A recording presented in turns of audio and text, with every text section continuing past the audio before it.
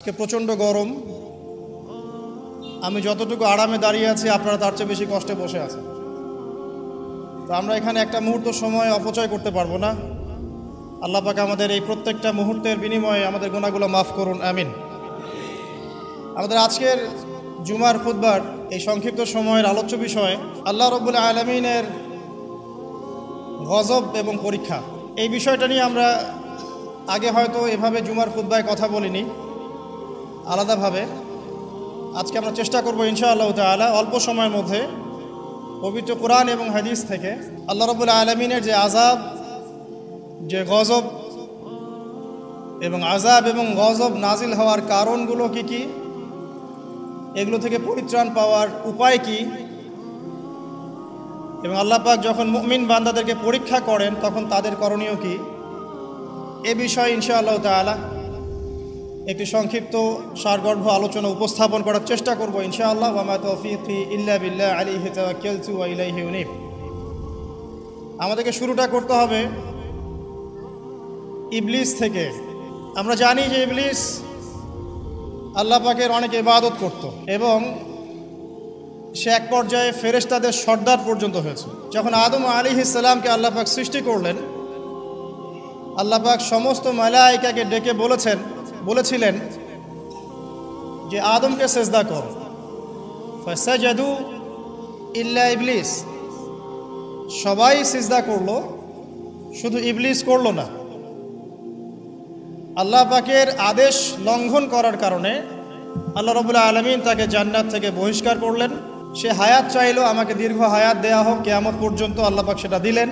কিন্তু দুনিয়া এবং আখিরাতে আল্লাহ রাব্বুল আলামিন ইবলিসকে লানত করলেন, অভিশপ্ত করলেন। ইনশাআল্লাহ তাআলা ইবলিস এবং তার অনুসারীরা চিরস্থায়ী জাহান্নামে জ্বলবে ইনশাআল্লাহ।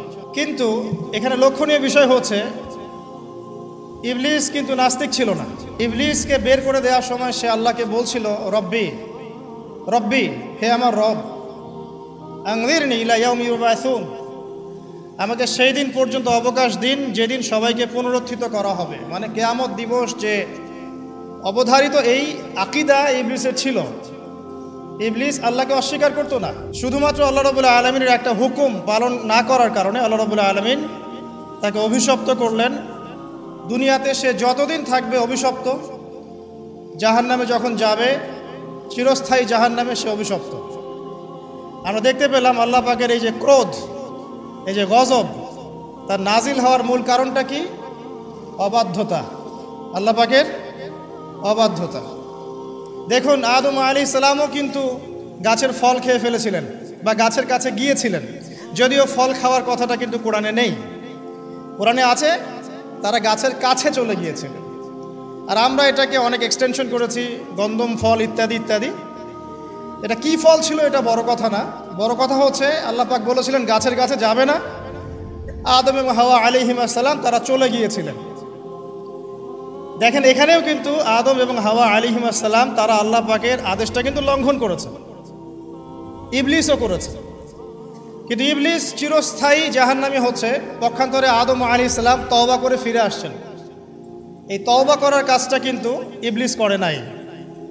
তাকে যখন জিজ্ঞাসা করা হলো যে তুমি কেন সিজদা করলে না, যাকে আমি আমার দুহাত দিয়ে সৃষ্টি করেছি তাকে কেন সিজদা করলে না, কিসে তোমাকে নিষেধ করলো সিজদা করতে? ইবলিস তখন উল্টা যুক্তি দিয়েছিল যে খলাকতানি মিন নার ওয়া খলাকতাহু মিন তিন, আমাকে সৃষ্টি করেছেন আপনি আগুন দিয়ে আর আদমকে মাটি দিয়ে। ইবলিস নিজের দোষ স্বীকার না করে, তওবা না করে, উল্টা নিজের ভুলটাকে প্রমাণ করতে চাইলো যেটাই সঠিক। ইবলিস কিন্তু সীমা লঙ্ঘন করার কারণে চিরস্থায়ী জাহান্নামী হচ্ছে না, বরং তার ভুলের উপরে অটল থাকার কারণে হচ্ছে। এবং এটাকে সাবিত করতে চাচ্ছে সে, আপনি রং, আমি রাইট, আমি আগুনের তৈরি, আমি কেন মাটির তৈরি আদমকে সিজদা করব? এই কারণে আবা ওয়াস্তাকবার, সে উদ্ধত হলো এবং অহংকার প্রদর্শন করলো। এই দুটো কারণে সে মূলত জাহান্নামে যাচ্ছে। পক্ষান্তরে আদম আলাইহিস সালাম তওবা করেছেন, সাথে সাথে ভুল বুঝতে পেরে বলেছেন রব্বানা যালামনা আনফুসানা ওয়া ইল্লাম তাগফির লানা ওয়া তারহামনা লানাকুনান্না মিনাল খাসিরিন। এই দোয়াটা তিনি পড়েছেন, আল্লাহ পাক তখন তাকে মাফ করে দিয়েছেন। আর এই দোয়াটা শিখিয়েও দিয়েছেন আল্লাহ পাক নিজেই। এই দোয়াটা আল্লাহ নিজেই শিখিয়ে দিয়েছেন, তারপরে তিনি এটা পড়েছিলেন। এখানে আপনি পার্থক্য বুঝতে পারছেন। আদম সন্তান ভুল করবে, এটা স্বভাব তার, আদম সন্তান ভুল করবেই। আল্লাহ পাক বলেছেন যে তোমরা যদি পাপ না করতে তাহলে আল্লাহ পাক অন্য কোনো সম্প্রদায়কে নিয়ে আসতো, যারা পাপ করে তওবা করতো, আল্লাহ ওদেরকে মাফ করে দিত। আল্লাহ পাকের এত দয়া। পক্ষান্তরে ইবলিস কিন্তু এই কাজটা করেনি। এখানে পার্থক্য আমরা বুঝতে পারছি যে আদম সন্তান আদম আলাইহিস সালাম তিনি তওবা করে ফিরে এসেছেন। এখানে আপনি বুঝতে পারছেন আল্লাহর ক্রোধ এবং গজব ইতিহাসের শুরুতে নাজিল হলো, হিস্ট্রির শুরুতেই। যদি আপনি আদম সৃষ্টি থেকে শুরু করে কিয়ামত পর্যন্ত একটা ইতিহাসের বই চিন্তা করেন, তাহলে প্রথম পৃষ্ঠাতেই এই ঘটনা। প্রথম পৃষ্ঠাতেই ইবলিস অবাধ্য হলো, আল্লাহ পাক রাগান্বিত হলেন। তাহলে আল্লাহর ক্রোধ এবং গজব নাজিলের প্রথম কারণ কি? আল্লাহর অবাধ্যতা এবং অহংকার, উদ্ধত আচরণ করা, আল্লাহর আদেশ নিষেধ না মানা। সিম্পল, আল্লাহ পাকের আদেশ নিষেধের পরোয়া না করা, এটা হচ্ছে গজব নাজিলের প্রধান কারণ। আর ক্ষমা প্রাপ্তির প্রধান কারণ কি? তওবা। আদম আলাইহিস সালাম তওবা করেছেন, আল্লাহ পাক মাফ করে দিয়েছেন। এবার সামনে যাই। আদম আলাইহিস সালামের দুই ছেলে হাবিল এবং কাবিল, কে কাকে হত্যা করেছিল? কাবিল হাবিলকে হত্যা করেছিল। কাবিল হাবিলকে হত্যা করেছে। সূরা মাইদার মধ্যে ঘটনাটা চমৎকার করে দেয়া আছে। যখন কাবিল হাবিলকে হত্যা করতে চাচ্ছিল, আর এটা কোনো মেয়ে সংক্রান্ত বিষয় ছিল না যেমনটা অনেকে বানিয়েছে, এটা ছিল এই কারণে যে হাবিলের কুরবানি কবুল হচ্ছিল। কারণ হাবিল কুরবানি করছিল আল্লাহকে সন্তুষ্ট করার জন্য, আর কাবিলের কুরবানি কবুল হচ্ছিল না। তখন কবুল হওয়ার নিদর্শন ছিল যে ওই জবাই করা পশুটাকে আসমান থেকে কোনো আগুন এসে খেয়ে ফেলতো। এটা হচ্ছে কবুলিয়তের নিদর্শন। এখন এটা নাই। তো কেন আমার ইবাদত কবুল হচ্ছে না? ওটা হচ্ছে এই হিংসার বশবর্তী হয়ে কাবিল হাবিলকে হত্যা করেছে। আর হাবিল বলছিল যে তুমি যদি আমাকে হত্যা করার জন্য হাত বাড়াও, আমি তোমাকে হত্যা করার জন্য হাত বাড়াবো না। এটা ছিল হাবিলের কথা। কাবিল যখন হত্যা করে ফেললো, এরপর সে তার ভাইয়ের লাশটা নিয়ে বসে আছে। লাশ কিভাবে দাফন করতে হয় এটা তার জানা নাই। আল্লাহ পাক তখন কাককে পাঠালেন। কাক অনেক প্রাচীন প্রাণী, মনে হয় আমাদের চেয়ে আগে হয়তো বা পৃথিবীতে কাক ছিল, হতে পারে, আল্লাহ ভালো জানেন। আল্লাহ পাক কাককে তখন পাঠালেন। সে তার ঠোঁট দিয়ে মাটি খুঁড়ে দেখিয়ে দিল কিভাবে মাটি খুঁড়ে দাফন করতে হয়। সুবহানাল্লাহ। শিক্ষা আমাদের চারপাশে আছে। প্রকৃতি থেকে আল্লাহ পাক শিখতে বলেছেন। পাহাড় থেকে শেখেন কিভাবে দৃঢ়তার সাথে দাঁড়িয়ে থাকতে হয়। মানুষ সমালোচনা করবে, আঘাত করবে, অত্যাচার করবে, এরকম ঢিল আপনার গায়ে লাগবে, ঢিল ভেঙে চূর্ণ বিচূর্ণ হয়ে যাবে, পাহাড় দাঁড়িয়ে থাকবে। সমুদ্রের কাছ থেকে শেখেন বড় মন, আকাশের কাছ থেকে শেখেন, পাখির কাছ থেকে শেখেন। এগুলো কিন্তু কোরআনেই আছে, আমি বানিয়ে বলছি না। আল্লাহ পাক প্রকৃতি থেকে শিখতে বলেছেন এবং সফর করতে বলেছেন। ওয়াসিরু ফিল আরদ, তোমরা জমিনে সফর করো বেশি বেশি। যুব সমাজকে এখন বলবো যে আপনারা এই ডিভাইসে এডিক্টেড না হয়ে ঘোরেন, দেশটা ঘুরে দেখেন, জেলায় জেলায় ঘোরেন, সফর করেন, ঘোরেন। এতে করে আপনাদের মাইন্ড ফ্রেশ হবে, ডিভাইস এডিকশন কম হবে, আল্লাহ নিদর্শনগুলো দেখবেন, শিখতে পারবেন। আল্লাহ বলেছেন জমিনে ছড়িয়ে পড়ো, বিচরণ করো এবং ভ্রমণ করো, দেখো আল্লাহ পাকের নিদর্শনগুলো দেখো। ফানজুর কাইফা কানা আকিবাতুল মুকাযযিবিন, এবং লক্ষ্য করে দেখো যে আল্লাহর বিধানকে অস্বীকারীদের কি পরিণতি হয়েছিল। তো এখানে দেখেন দ্বিতীয় অ্যাক্সিডেন্টটা হচ্ছে কি? খুন। ভাই ভাইকে হত্যা করছে। আর এই হাবিল কাবিলের এই সুন্নত কিন্তু এখন পর্যন্ত চলমান আছে। দেখবেন ভাই ভাইয়ের শত্রু এখন, ধর্মীয় ক্ষেত্রেও, পলিটিক্যাল ক্ষেত্রেও, গ্লোবাল ক্ষেত্রেও ভাই ভাইয়ের শত্রু। খ্রিস্টান দুইটা কান্ট্রি লড়াই করছে, দেখবেন দুটাই খ্রিস্টান। মুসলিম দুটা কান্ট্রি লড়াই করছে, দুটাই মুসলিম। মুসলিম দুটা পলিটিক্যাল দল লড়াই করছে, দুটাই মুসলিম। মুসলিম দুইজন ধর্মীয় আলোচক বা ধর্মীয় আলেম একে অপরের বিরুদ্ধে লেগে আছে, সবাই মুসলিম। হাবিল কাবিলের সুন্নত। এখানে আমাদেরকে হতে হবে কি? কাবিল না হাবিল? হাবিল। তুমি যদি আমাকে হত্যা করার জন্য হাত বাড়াও, আমি তোমাকে হত্যা করার জন্য হাত বাড়াবো না। একটা হাদিস বলি আপনাদেরকে। নবী সাল্লাল্লাহু আলাইহি ওয়াসাল্লাম বলেছেন, পৃথিবীতে সর্বপ্রথম হত্যাকাণ্ড ঘটিয়েছে কাবিল। এই কারণে পৃথিবীতে কিয়ামত পর্যন্ত যত মানুষ খুন হবে, সমস্ত এই পাপের একটা একটা করে অংশ কাবিলের আমল নামায় যুক্ত হবে। নাউযুবিল্লাহ। এই হাদিস জানতেন? নবীর সন্তান কাবিল, কিন্তু নবীর সন্তান। তো ভাষা, বংশ, রক্ত এগুলো কিন্তু আল্লাহর কাছে হক এবং বাতিলের মানদণ্ড না, তাকওয়া ছাড়া। যাই হোক, সামনে যাই। এখানে আপনি দেখছেন আল্লাহ পাকের এই যে গজব কাবিলের উপরে আসলো, কারণটা কি? সীমালঙ্ঘন করা, হত্যা। তাহলে বুঝলেন যে হত্যাকাণ্ড বাড়লে আল্লাহ পাকের গজব আসবে, যেটা এখন শেষ জামানায় বাড়ছে। নবী করিম সাল্লাল্লাহু আলাইহি ওয়াসাল্লাম বলেছেন, শেষ জামানায় যে ব্যক্তি কাউকে হত্যা করবে সে জানবে না আমি কি জন্য হত্যা করছি, আর যাকে হত্যা করা হবে সেও বুঝবে না যে আমাকে কেন হত্যা করবে। এটা কি বুঝতে পারেন? এখন যাকে হত্যা করা হচ্ছে সে জানবে না আমাকে কেন মারা হচ্ছে, আর যে হত্যা করছে সেও আসলে জানে না আমি কি জন্য তাকে মারছি। আর নবী সাল্লাল্লাহু আলাইহি ওয়াসাল্লাম বলেছেন, কিয়ামতের অন্যতম বড় সাইন হচ্ছে হারাজ বৃদ্ধি পাবে। হারাজ। সাহাবীরা জিজ্ঞাসা করলেন, হারাজ কি ইয়া রাসূলুল্লাহ? তিনি বলেন, প্রচুর হত্যাকাণ্ড। এমনও ইনসিডেন্ট ঘটবে যে সোনার পাহাড়কে নিয়ে মারামারি হবে, যুদ্ধ হবে। যেই সোনার পাহাড় বের হবে ইউফ্রেটিস নদীর ভিতর থেকে, যেখান থেকে কয়দিন আগে একটা শহর বের হয়েছে আর কি।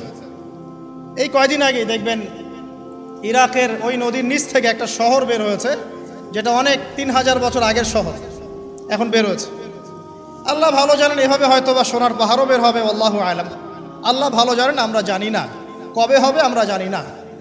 নবীজি বলেছেন, এই সোনাগুলোকে কেন্দ্র করে প্রায় 80টার মতো দেশ, 80টার মতো ফ্ল্যাগ তারা যুদ্ধে জড়িয়ে পড়বে, এবং প্রতি হাজারে যারা যুদ্ধে জড়াবে তাদের প্রতি হাজারে 999 জন মানুষ মারা যাবে। নবীজি মুসলিমদেরকে বলেছেন, মুসলিমরা যেন ওই সোনাতে টাচ না করে, ওটা হাত দিয়ে ছুঁয়েও না দেখে, এখান থেকে যেন দূরে থাকে। যাই হোক, সামনে চলেন। এরপরে নূহ আলাইহিস সালাম, নাম শুনেছেন? 950 বছর তার কওমকে দাওয়াত দিয়েছেন। কত বছর? তার কওমকে এক আল্লাহর ইবাদতে দাওয়াত দিয়েছিল। তার কওমের প্রধান সমস্যা ছিল শিরক। তারা কিছু মূর্তির পূজা করত। তার নামগুলো আল্লাহ পাক সূরা নূহে বলেছেন। সূরা নূহের শেষের পৃষ্ঠার মধ্যে আছে। নূহ আলাইহিস সালামের কওমকে যখন দাওয়াত দেওয়া হচ্ছে, তারা বলতো যে লা তাযারুন্না আলিহাতাকুম ওয়ালা তাযারুন্না ওয়াদ্দা ওয়ালা সুআ ওয়ালা ইয়াউসা ওয়া ইয়াউক ওয়া নাসরা, তোমরা তোমাদের উপাস্যদেরকে ছেড়ে দিও না। তোমরা আদ, ইয়াগুস, ইয়াউক, নাসর এই উপাসকদেরকে ছেড়ে দিও না, এই মূর্তিদেরকে ছেড়ে দিও না। মানে তারা স্ট্যাচু ওয়ার্শিপ করতো আর কি, নূহ আলাইহিস সালামের কওম। এছাড়া আরও কিছু পাপ ছিল, কিন্তু মূল পাপ ছিল তাদের শিরক, আল্লাহর সাথে শিরক করা। আল্লাহ পাক এই কওমটাকে ধ্বংস করেছেন মহাপ্লাবন দিয়ে। এমন প্লাবন যা ইতিহাসে কখনো হয়নি, এমন বন্যা যা ইতিহাসে কখনো হয়নি। প্রায় পুরো পৃথিবীর প্রায় বেশিরভাগ অংশ ওই বন্যায় ডুবে গিয়েছে। এবং এই পানির উচ্চতা সম্পর্কে কোরআনে এসেছে, সূরা হুদের মধ্যে আছে যে পাহাড়ের চূড়া পর্যন্ত পানি ছিল।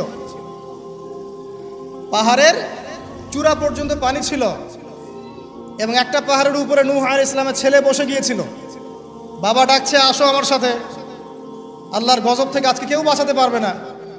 সে বলছে যে আমি পাহাড়ে উঠে যাব, ইনশাআল্লাহ পাহাড়ে উঠে যাব, আমি বেঁচে যাব। ইনশাআল্লাহ বলেনি, সরি, পাহাড়ে উঠে যাব, আমি বেঁচে যাব।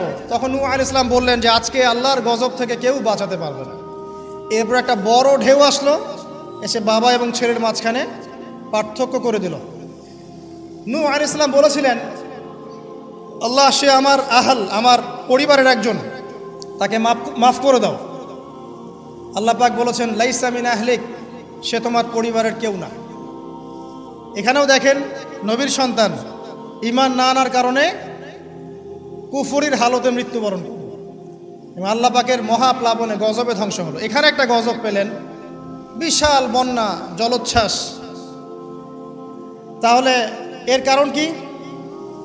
নূহ আলাইহিস সালামের পুরো কওম, মাত্র 40টা বা 80টা পরিবার বাদ দিয়ে বাকি সবাই ডুবে গেছে। আমরা যারা এখন পৃথিবীতে বেঁচে আছি, হোক সে হিন্দু বা মুসলিম বা খ্রিস্টান বা বৌদ্ধ, হুয়েভার হি ইজ বা জিউস, আমরা সবাই ওই 80টা পরিবারেরই সদস্য। আমাদের বাপদাদারা ওইখানে গিয়ে মিলবে, কারণ তার আগে কোনো মানুষ এখন পৃথিবীতে বেঁচে নাই। আমরা যারা বেঁচে আছি কোনো না কোনোভাবে আমরা ভাই, জানেন, কোনো না কোনোভাবে আমরা আত্মীয়, আমরা সবাই আত্মীয়। তো ওই 80টা পরিবারই এখন পৃথিবীতে বেঁচে আছে, এখানকার বংশধররাই। এখানে আমার প্রশ্ন যে বলেন, নূহ আলাইহিস সালামের কওমকে কোন পাপের কারণে ধ্বংস করে দেওয়া হয়েছে? আমরা বলবো যে বাংলাদেশের জনগণকে আমরা বলবো যে শিরক ছেড়ে দেন, কবর পূজা ছেড়ে দেন, মাজার পূজা ছেড়ে দেন, শিরকের যত ক্যাটাগরিজ আছে এগুলো থেকে তওবা করে ফিরে আসেন, অন্যথায় আল্লাহ পাকের গজব কেউ ঠেকাতে পারবে না। শিরক থেকে বেঁচে না আসলে, বেঁচে না থাকলে আল্লাহর গজব ঠেকানোর কেউ নাই। আল্লাহ পাক শিরকের পাপটা মাফ করেন না, অন্য যে কোনো পাপ আল্লাহ পাক যাকে ইচ্ছা মাফ করতে পারেন, তবে তওবা করে মারা গেলে আল্লাহ মাফ করতে পারেন। তওবা না করে মারা গেলে ক্ষমা না পাওয়ার সুযোগই বেশি। তো যেখানে যেখানে দেখবেন এখনও এই শতাব্দীতেও, এই সালগুলোতেও বন্যা, দুর্যোগ, ভূমিকম্প, জলোচ্ছ্বাস ইত্যাদি হচ্ছে, দেখবেন ওই কওমগুলো কোনো না কোনোভাবে শিরকের পাপের সাথে সংযুক্ত আছে, কোনো না কোনোভাবে তারা শিরকের পাপের সাথে সংযুক্ত আছে। হয় তারা ধর্মের ক্ষেত্রে শিরক করছে, না হয় ইকোনমিক সেক্টরে শিরক করছে, না হয় অন্য কোনো বড় সেক্টরে শিরক করছে, নয়তো তারা আল্লাহ পাকের সমস্ত বিধান বাদ দিয়ে মানুষের মানবরচিত বিধানগুলোকে প্রাধান্য দিয়েই কাজ করছে। কোনো না কোনো জায়গায় শিরক আছে। আল্লাহ পাক এই কারণেই গজব পাঠাচ্ছেন। সামনে যাই চলুন। এরপরে আদ জাতি। আদ জাতির লোকরা ছিল প্রচণ্ড লম্বা চওড়া, অনেক লম্বা। আর আমি যেগুলো বলছি এগুলো কোনো রূপকথা নয়, এগুলো সবগুলি কোরআনের পাতায় পাতায় আছে। সূরা বাকারা পড়েন, সূরা হুদ পড়েন, সূরা নূহ পড়েন, বনী ইসরাঈল সূরাটা পড়েন, সূরা শুআরা পড়েন, এগুলোর মধ্যে এই ঘটনাগুলো পাবেন।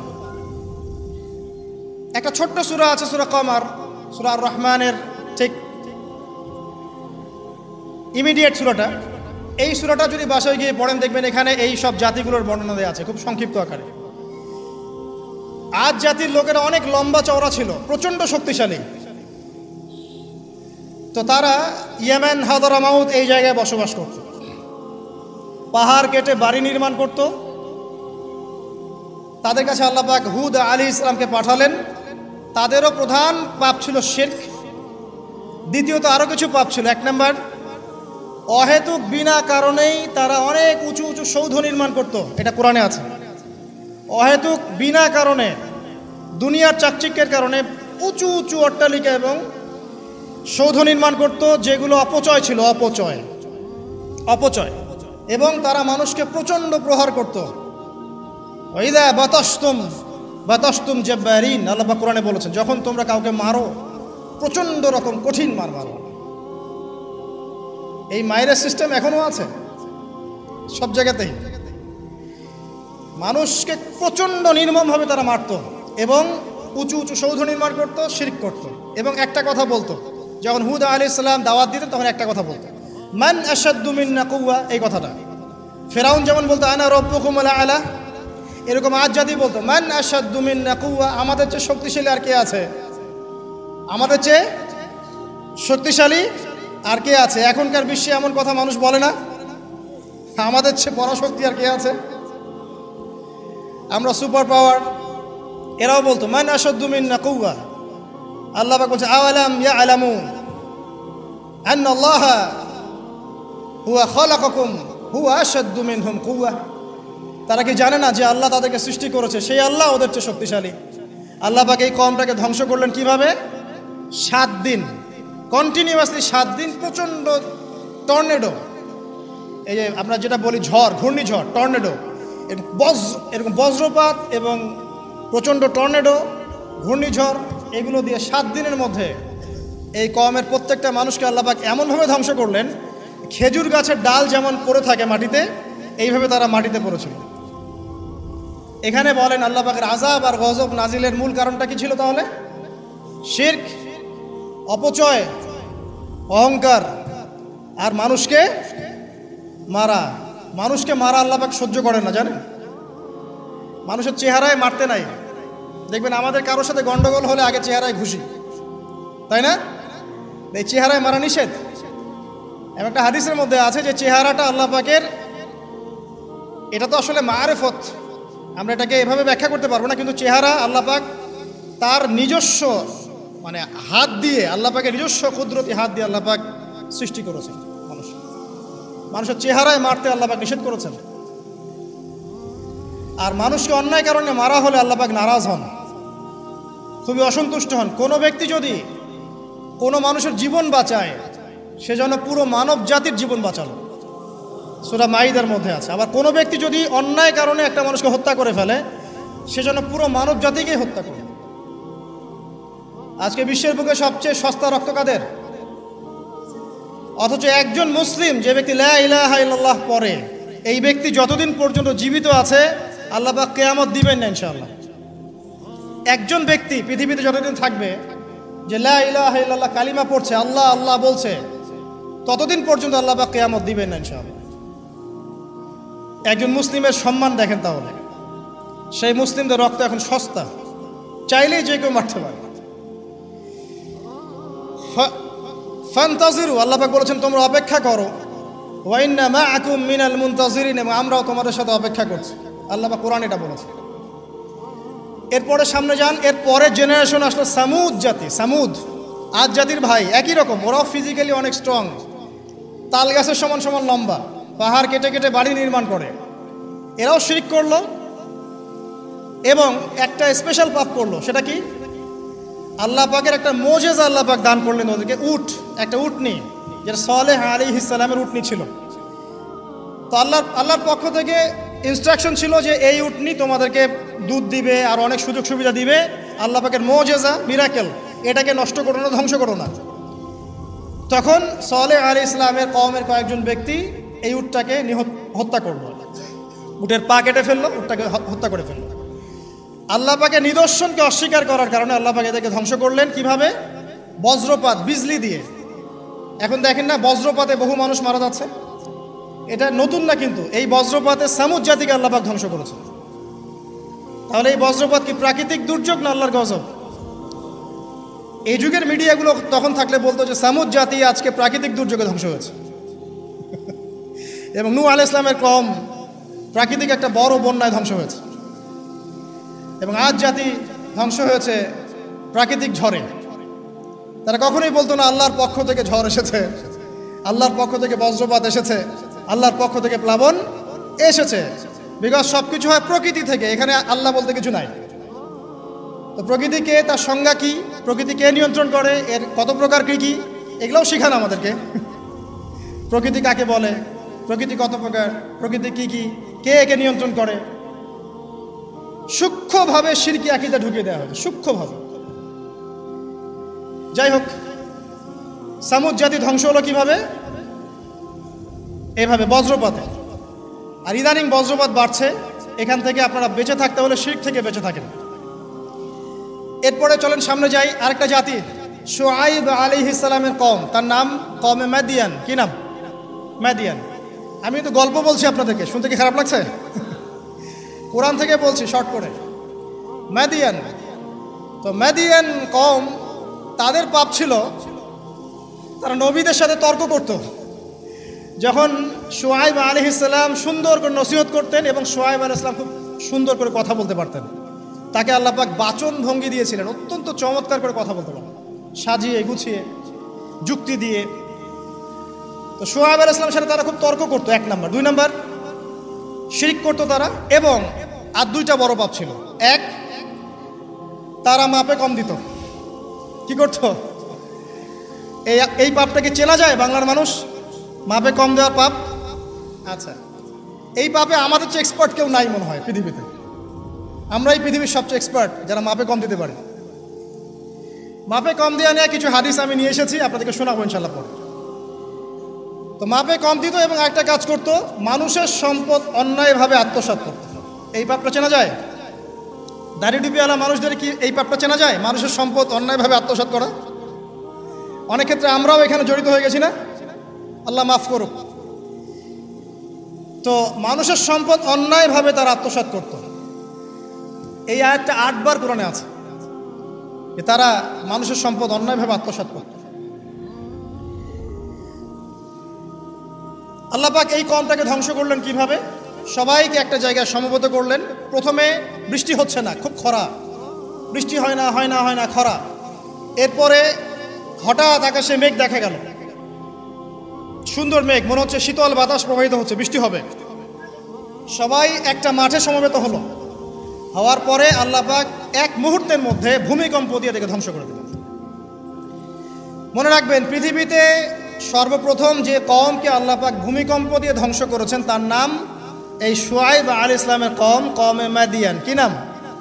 কওমে মাদিয়ান। অতএব আপনারাও মাপে কম দিতে থাকেন, আর মানুষের সম্পদ অন্যায়ভাবে আত্মসাৎ করতে থাকেন, আর ভূমিকম্পের অপেক্ষা করতে থাকেন। যদি ভূমিকম্প নাজিল হয় আল্লাহর পক্ষ থেকে, তাহলে মনে রাখবেন এর পিছনে 2টা পাপ দায়ী মূলত। 1, পাপে কম দেওয়া, আর 2, মানুষের সম্পদ অন্যায়ভাবে আত্মসাৎ করা। এরপরে সামনে যান, লুত, কওমে লুত আলাইহিস সালামের কওম। এটা পৃথিবীর সবচেয়ে অ্যামেজিং কওম, বিস্ময়কর। মানে এমন এক পাপ করেছে যে পাপ বিশ্বের কোনো মানুষ করে না। তবে উম্মতে মুহাম্মাদির কিছু মানুষ এই পাপ করছে। আবার বলছি, লুত আলাইহিস সালাম এর কওম এমন পাপ করেছিল যেই পাপ এই বিশ্বে, মহাবিশ্বে কেউ কখনো করে নাই। কিন্তু উম্মতে মুহাম্মাদির কিছু মানুষ এই পাপ করছে এবং করবে, এটা আমাদের নবীজি ভবিষ্যৎবাণী করে গেছে। সেটা হলো শিরকের সাথে সমকামিতা। সমকামিতা কি বোঝেন? ছেলে ছেলের সাথে যৌন সম্পর্ক স্থাপন করছে, নাউযুবিল্লাহ, এবং মেয়ের সাথে যৌন সম্পর্ক স্থাপন করছে, নাউযুবিল্লাহ। ইদানিং ছেলের ব্যাপারটা কমছে, মেয়েটা বাড়ছে। দেখবেন মেয়ে এখন যৌন সম্পর্ক স্থাপন করছে। কিভাবে আমরা জানি না, এটা বুঝেও আসে না যে কিভাবে এটা পসিবল। আল্লাহ রাব্বুল আলামিন এদেরকে ধ্বংস করলেন এমনভাবে, এটা অ্যামেজিং। আল্লাহ পাক 2জন ফেরেশতাকে পাঠালেন, একজনের নাম জিবরাইল আর একজন মিকাইল। তারা 2জন ছোট ছোট বালকের বেশে, একটু ইয়াং মানুষের বেশে লুত আলাইহিস সালামের বাসায় গেলেন এবং এলাকার লোকজন খবর পেল যে নতুন 2জন মেহমান এসেছে, কওমের মধ্যে নতুন 2টা মেহমান এসেছে। তারা গিয়ে লুত আলাইহিস সালামকে বলছে, তোমার মেহমানদেরকে আমাদেরকে দাও। লুত আলাইহিস সালাম বলছেন, আমার মেয়েরা আছে, চাইলে আমার মেয়েদেরকে বিয়ে করে নাও। দেখেন একজন নবী কত দরদি হলে এই কথাটা বলতে পারেন উম্মার জন্য, যে তোমরা এই পাপ কাজ ছেড়ে দাও, আমার মেয়েরা পড়ে আছে, চাইলে আমার মেয়েদেরকে বিয়ে করে নাও। আর এই কম বলছে যে তুমি খুব ভালো করেই জানো লুত আমরা কি চাচ্ছি। কথা কি বুঝতে পারছেন? তখন তিনি বলছেন, আলাইসা মিনকুম রাজুলুন রশিদ। সূরা হুদ পড়ে দেখেন, তোমাদের মধ্যে কি একটাও ভালো মানুষ বাকি নাই? তখন এরা বলছে, তুমি লুত নিজেকে খুব পবিত্র মনে করো? লুত আলাইহিস সালাম সমকামিতায় বিশ্বাসী না, তার পরিবার বিশ্বাসী না, এই কারণে তার পরিবারকে ক্রিটিসাইজ করা হচ্ছে। তুমি কি খুব বেশি পবিত্র মনে করছো আমাদের চাইতে? তাহলে এই কম থেকে তোমরা বের হয়ে যাও। সমকামী কম এরকম জবাব দিল আর কি। তো আল্লাহ পাক কি করলেন, ওই 2 ফেরেশতা জিবরাইল এবং মিকাইল আলাইহিস সালাম, তাদের পাখা ছিল, ফেরেশতাদের পাখা থাকে, আর জিবরাইল আলাইহিস সালামের প্রায় 600টা পাখা আছে। কয়টা? 600 পাখা। তো এই 2টো পাখা দিয়ে তিনি ওই কওমে লুতকে উঠালেন, মাটির থেকে এভাবে তুলে আসমানে উঠালেন। আসমানে ওঠানোর পরে আল্লাহ পাক উপর থেকে পাথরের বৃষ্টি বর্ষণ করলেন, রজম পাথরের বৃষ্টি বর্ষণ করলেন। এবার এটাকে উল্টে তিনি এভাবে দাফন করে দিলেন। এটা এখন জর্ডানের ডেড সি, মৃত সাগর, এখানে এই কমটা ছিল। জর্ডান ডেড সি, মৃত সাগর, এখানে এই কমটা ছিল। এখানে দেখেন আল্লাহ পাকের আযাব আর গজব নাজিলের মূল কারণটা কি হলো? শিরক, সীমালঙ্ঘন এবং সমকামিতা, যেটা এখন আমরা মানে ব্যক্তি স্বাধীনতা মনে করি। আবার সমকামিতা এখন ব্যক্তি স্বাধীনতা, বাক স্বাধীনতা। একজন মানুষ চাইলেই একটা মেয়ের সাথে সম্পর্ক করতেই পারে, একটা ছেলে চাইলেই সম্পর্ক করতেই পারে। এবং বিশ্বের কিছু কান্ট্রি, যাদেরকে আমরা উন্নয়নশীল কান্ট্রি বলি বা একদম রুলিং স্টেট মনে করি আর কি, যাদের কথায় বিশ্বের অনেক স্টেট ওঠে আর বসে, এইসব কান্ট্রির মধ্যে এটা জায়েজ, লিগ্যালি জায়েজ, আইনত জায়েজ, করতেই পারে। বাধা দিলে আপনার সমস্যা, ওটা আইনে লজ আছে যে এটা করা যাবে, আপনি বাধা দিচ্ছেন কেন? তারা ম্যাগাজিন বের করে, তারা আন্দোলন করে, রেইনবো ফ্ল্যাগ আছে ওদের 7 রঙের, এটা দিয়ে পতাকা দিয়ে মিছিল করে। তার মানে আল্লাহ পাকের গজব আসা কি বাকি আছে এখনো? আসে নাই, আবার বলেন আলহামদুলিল্লাহ। আসে নাই এখনো, বলেন আলহামদুলিল্লাহ। মনে করেছেন এদের সংখ্যা বাংলাদেশে নাই? দৃষ্টান্তমূলক শাস্তি না হলে এদের সংখ্যা তো বাড়বেই। দিন দিন এদের সংখ্যা বাড়ছে। আরেকটা কথা বলে রাখি, তোমরা যারা মিউজিক্যাল ইনস্ট্রুমেন্ট, তারপরে এই যে সিনেমা, সিরিয়ালস, সাংস্কৃতিক অনেক কর্মকাণ্ড, এইসব জগতের সাথে যারা সম্পৃক্ত আছো তোমরা, এই জগতের ভিতরে এই সমকামিতার প্রবণতা কিন্তু অনেক বেশি। বলবেন যে ভাই আপনি জানলেন কেমন করে? আমি জানি বলেই তো এই জায়গায় দাঁড়ায় আছে, এই জায়গায় দাঁড়িয়ে আপনাকে শোনাচ্ছি। আপনি জানেন আল্লাহ পাক আপনাকে এখানে দাঁড় করাবে ইনশাআল্লাহ। খুব সতর্ক থাকবেন। এবং দিন দিন এটা বাড়ছে। আরে বাড়ার পিছনে একটা কারণ বলে দিই আমি, এই কারণটা যদি বন্ধ করা যায় ইনশাআল্লাহ এটা বন্ধ হয়ে যাবে। নৈতিকতার সাথে এই কারণটা যদি বাস্তবায়ন করা যায় ইনশাআল্লাহ বন্ধ হবে। সেটা হলো পর্নোগ্রাফি বন্ধ করে ফেলতে পারলেই ইনশাআল্লাহ তাআলা দেখবেন যে এই মহামারীগুলো কমে যাবে। একটা বিষয় মানুষ জানে না, সেটা করবে কিভাবে? আর যখন জানানো হচ্ছে যে এটা আসলে করা যায়, এটাও এমন, তখন তো মানুষ জানবে ও এটাও আছে, এটাও তাহলে করা যায়। যাই হোক, যারা বুদ্ধিমান তাদের জন্য ইশারা যথেষ্ট। পর্নোগ্রাফি যদি বন্ধ করতে পারি আমরা ব্যক্তিগতভাবে, অ্যাসোসিয়েশন ওয়াইজ বা রাষ্ট্রীয়ভাবে, এবং এটা করাটা উচিত, এটা করা খুবই উচিত। যুব সমাজকে যদি বাঁচাতে চাই এবং আমরা যদি বাঁচতে চাই, কোনো সন্দেহ নাই এটা বন্ধ করতে হবে। এবং ভিতরে ভিতরে এই বিষয়টা আমাদের সমাজের মানুষদেরকে ভিতর থেকে পশু বানিয়ে তুলছে আর কি। এটা আমরা বুঝতে পারছি না। এর ফলে ধর্ষণ বাড়ছে, জেনা বাড়ছে, এবং বাজে যৌন কর্মকাণ্ড বাড়ছে, বিকৃত যৌন চর্চা বাড়ছে, সমকামিতা বাড়ছে। এগুলোর মূল কারণ এটা বন্ধ করতে পারলে ইনশাআল্লাহ তাআলা এই প্রবলেম অনেকটাই সলভ হয়ে যাবে ইনশাআল্লাহ। আমরা রিকোয়েস্ট করব যারা দায়িত্বশীল, যাদের কাছে এই ক্ষমতা আছে, তারা যেন এই ক্ষমতাটাকে কাজে লাগায়। আল্লাহ পাক তৌফিক দান করুন, আমিন। এরপরে সামনে চলেন মূসা আলাইহিস সালামের কওম ফেরাউন। এই ব্যাপারে অনেক জানেন আপনারা, কারণ কোরআন খুললেই ফেরাউন আর মূসা। ফেরাউনের বড় পাপগুলো কি ছিল? 1 নম্বর, সে বলেছিল আনা রব্বুকুমুল আ'লা, আমি তোমাদের মহান রব, মানে শিরক। 2, সে ডিভাইড অ্যান্ড রুলে বিশ্বাসী ছিল। বনু ইসরায়েলকে সে দাসে পরিণত করেছিল এবং তাদেরকে বিভিন্ন ছোট ছোট দলে উপদলে বিভক্ত করে শাসন করত। 2, 3 নম্বর, মানুষ হত্যা করত, পুত্র সন্তানদেরকে হত্যা করত, কন্যা সন্তানদেরকে জীবিত রাখত, উদ্ধত আচরণ করত, সীমা লঙ্ঘন করত। এমনকি ফেরাউন সম্পর্কে আল্লাহ পাক বলেছেন যে সে এই জমিনের বুকে সবচেয়ে বড় সীমা লঙ্ঘনকারী ছিল। আর একটা তার গর্ব ছিল, সেটা হচ্ছে তার সেনাবাহিনী। ফেরাউনের সবচেয়ে বড় গর্বের বিষয় ছিল তার সেনাবাহিনী। সে মনে করতো যে আমার মতো ফোর্স পৃথিবীতে কারো নাই, আমি সুপার পাওয়ার। তো আল্লাহ রাব্বুল আলামিন কি করলেন? পুরো সেনাবাহিনী সহ ফেরাউনকে লোহিত সাগরে মুহূর্তে ডুবিয়ে মেরে দিলেন।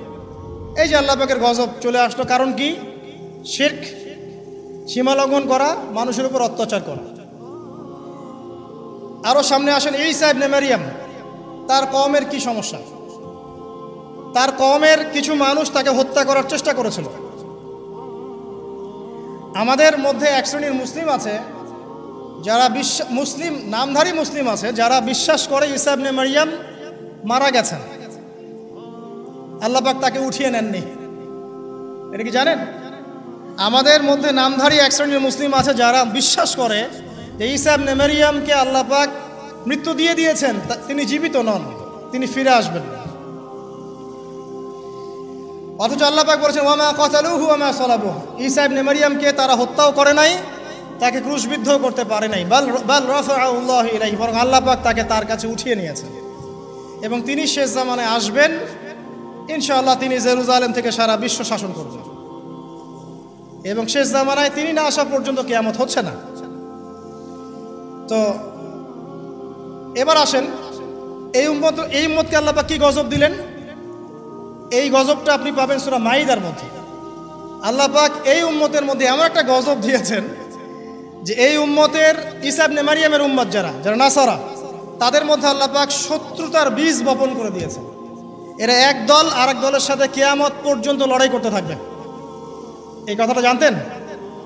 কিয়ামত পর্যন্ত ঈসা ইবনে মারইয়ামের কওম নাসারা যারা আছে, এখনকার খ্রিস্টান পশ্চিমা সভ্যতা, এরা একে অপরের বিরুদ্ধে লড়াই করতেই থাকবে।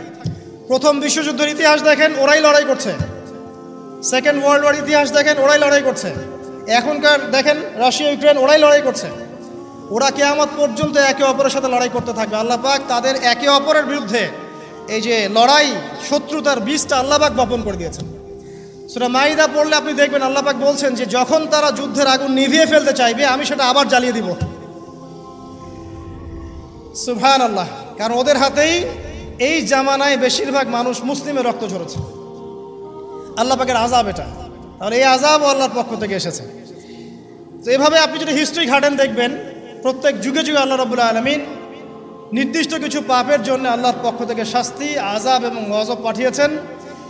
একটা কওমকে ধ্বংস করেছেন, আবার একটা কওমকে নিয়ে এসেছেন, তাকে সুযোগ দিয়েছেন, সে যখন আবার সীমা লঙ্ঘন করেছে তাকে ধ্বংস করেছেন, আবার নতুন কওম নিয়ে এসেছেন। এই সিলসিলা চলতেই আছে। সর্বশেষ নবী মুহাম্মদুর রাসূলুল্লাহ সাল্লাল্লাহু আলাইহি ওয়াসাল্লাম এখন বলেন তার কওম পুরোপুরি ধ্বংস হয়নি কেন? আমাদের এই কওম পুরোপুরি একবারে ধ্বংস হয়ে যায়নি কেন? আদ, সামুদ, নূহের মতো। উত্তর, নবী করিম সাল্লাল্লাহু আলাইহি ওয়াসাল্লামের দোয়া। নবী করিম সাল্লাল্লাহু আলাইহি ওয়াসাল্লাম দোয়া করেছিলেন আল্লাহর কাছে, আল্লাহ আমার কওমকে একবারে ধ্বংস করে দিও না। আল্লাহ পাক কবুল করেছেন। একটা দোয়া আছে সুপারিশ, শাফাআত, যে এই উম্মতের কোনো ব্যক্তি যদি শিরকের পাপ না থাকে, সে ইনশাআল্লাহ তাআলা পরকালে নবী সাল্লাল্লাহু আলাইহি ওয়াসাল্লামের সুপারিশ পাবে এবং এই সুপারিশে সে জাহান্নাম থেকে বের হয়েও জান্নাতে চলে যাবে ইনশাআল্লাহ। আর একটা দোয়া ছিল, আল্লাহ আমার উম্মত যেন একে অপরের সাথে মারামারি করে না মরে। আল্লাহ পাক এই দোয়াটা কবুল করেন নাই। এই জন্য এই উম্মতের মধ্যে আপোষ, ইখতিলাফ, মারামারি, হানাহানিটা থাকবে। ঠিক আছে? তবে নবী করিম সাল্লাল্লাহু আলাইহি ওয়াসাল্লামের সাথে যারা শত্রুতা করেছিল, আবু জাহেল, আবু লাহাব, উতবা, শাইবা, রাবিয়া, এরা যারা ছিল, আল্লাহ পাক এদেরকে কিন্তু ধ্বংস করেছে। বদরের কূপে এদের লাশ পাওয়া গেছে।